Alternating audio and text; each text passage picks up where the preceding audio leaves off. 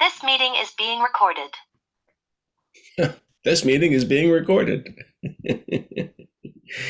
um, so we've been investigating taking refuge and what it means to take refuge, and we looked at taking refuge in the Buddha as an example, and specifically we looked at how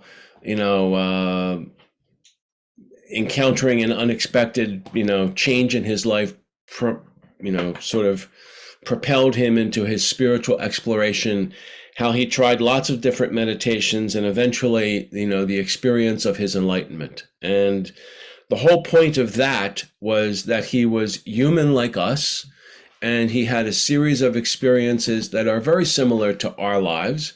And he's an example of what it might be like to awaken. And then we looked at taking refuge, began to look at taking refuge in the Dharma. And refuge itself is an interesting concept. So again, just at the beginning, I was talking about being very interested in translating this culturally from its South Asian roots into our experience in the West.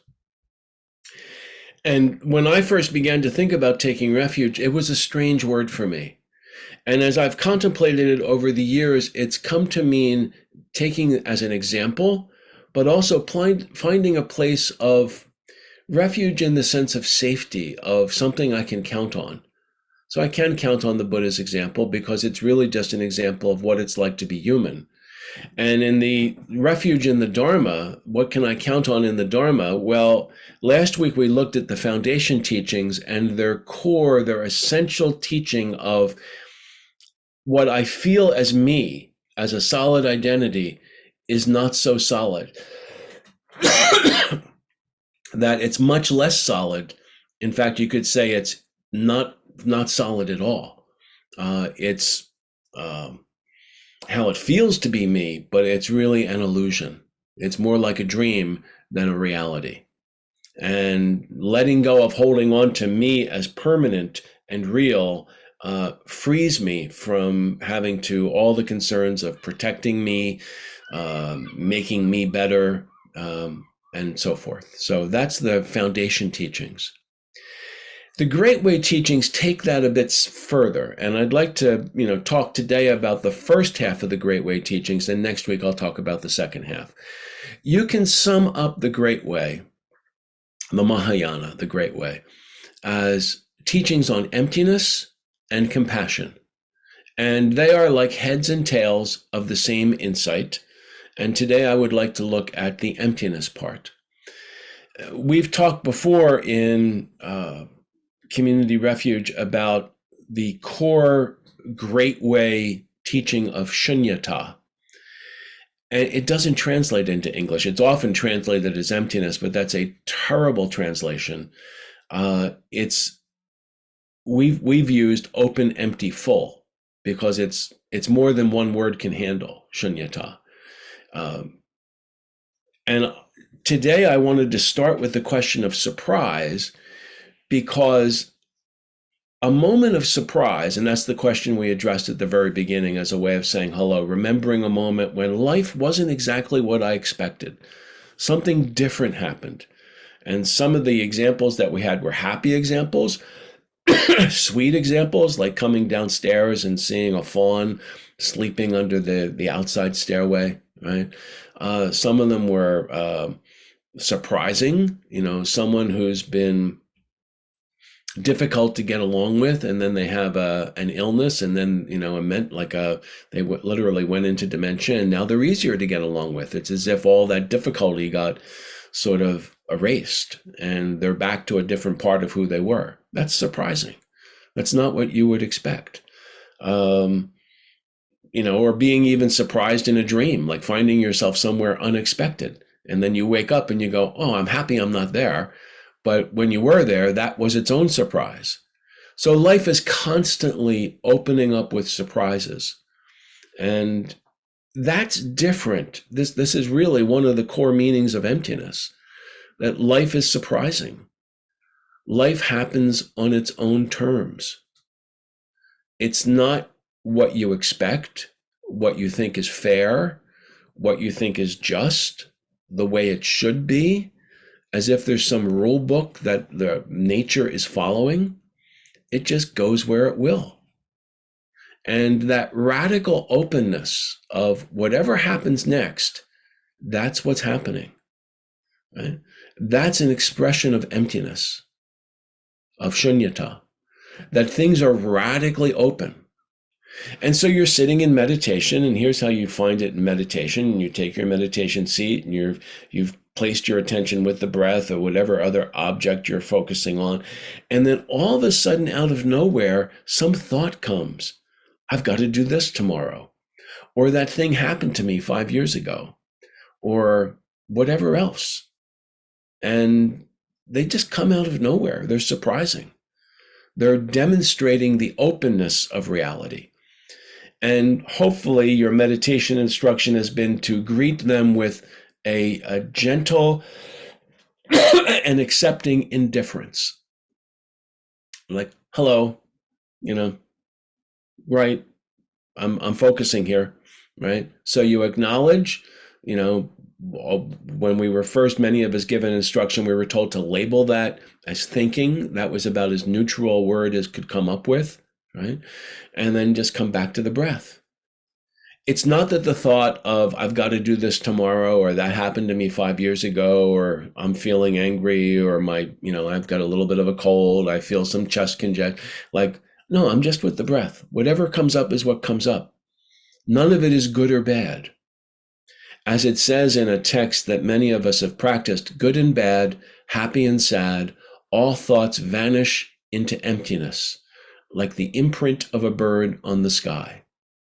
And if you think about that, a bird flying by leaves no tracks. It's vividly there, but it's not like footprints in the sky.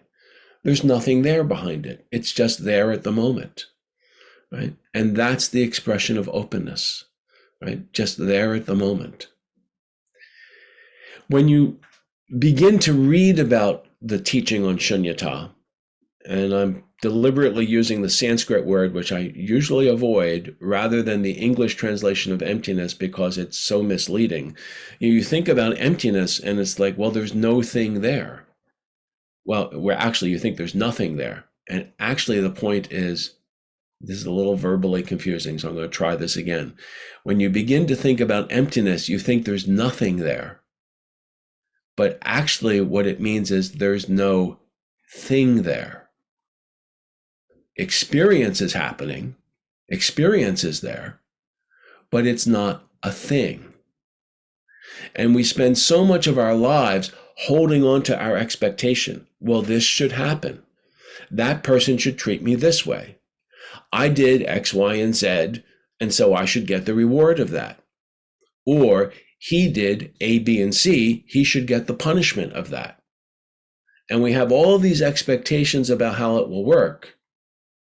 But quite honestly, no one knows. It's radically open. Whatever happens, that's what's going to happen. Sometimes it's just, in your point of view. Sometimes it's fair. Sometimes it's kind. Sometimes it's sad. Sometimes it's unjust. Sometimes it's unfair. Sometimes it repeats itself. And the it isn't a thing. It's just openness happening, right? And so the teaching on emptiness is pointing at this radical openness of the next moment, of this moment as it's happening. This moment arises completely fresh. You might be able to predict a little bit if you're really thinking about it, but your prediction is not a certainty. Because, and this is why I asked you to think about surprise, sometimes there's an interruption, something different happens. And that interruption points you at the openness. In the life story of the Buddha, he's a prince. It's Siddhartha Gautama. He's a prince. And he's, being taken through the city, so the story goes, and he encounters 4 surprising events. His life had been sheltered and full of privilege, and he hadn't seen a lot of human suffering. And he encounters 3 examples of human suffering, and then 1 person who had let go of striving for pleasure and was seeking spiritual awakening. So he sees a sick person, an old person, a corpse being carried for burial, and then a wandering ascetic. Those are all moments of surprise for him. It shakes him out of, oh, it's just one pleasure after another. This is how life in the palace goes, right? And into a life of, I need to know what's next. I need to open up to this energy, right? So the teaching on Shunyata and taking refuge in the Dharma is, and the great way is, I'm willing to live in that openness. And then interestingly, at least for me, I will find myself expecting things to turn out a certain way. And at that moment, it's like a mirror is being held up, and I can see in the mirror, oh, that's my expectation of some solid thing, some predictability. That's just my ego reflected back at me. That's where I'm holding on and becoming the rock. And as I said a lot, more like a river than a rock. When I see the rock, that's my reminder that I have an opportunity to let go into the radical openness that's going by. This is very challenging. Most of us, when we start a spiritual path, have some kind of moment that propels us to want to look deeper.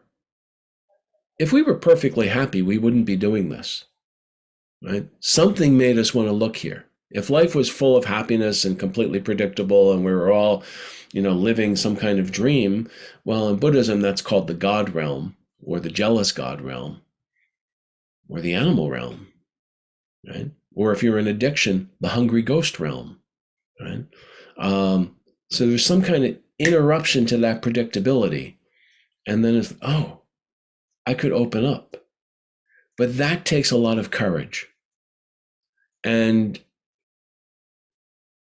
it takes courage to let yourself feel the openness and to be willing to let life touch you on life's terms. We'll talk more about this next week, but I just want to note as one place that might enrich the discussion that we'll have after is that one of my first teachers, Chogyam Trungpa Rinpoche, he said that when you actually, and I'm paraphrasing, when you actually let this openness touch you, you begin to feel sad joy. That the actual taste of the openness, the actual experience of it, is a mix of what it feels like to be fully human, genuinely human. It's got all the joy and all the sadness in that next moment, and then the next moment, in this moment, and this moment, and this moment. So taking refuge in the great way and the Dharma of the great way is being willing to have the courage to be open. Next, next, next. So that's what I wanted to share today. And I'd be very interested in what you think of that or anything else you would like to talk about.